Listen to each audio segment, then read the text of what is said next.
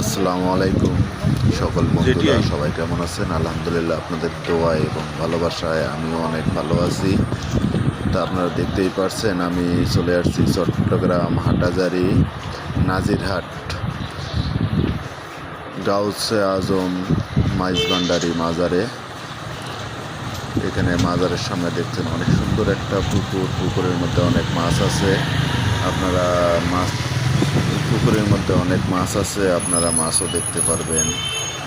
So আমি ভিডিওটা করে ইউটিউবে দিলাম আপনাদের মাঝে দোয়া করবেন নতুন নতুন ভিডিও যেন আপনাদের মাঝে দিয়ে আপনাদেরকে আনন্দ দিতে পারি। এবং বাংলাদেশের অনেক প্রান্তে আমি চলি, আমি একজন ড্রাইভার।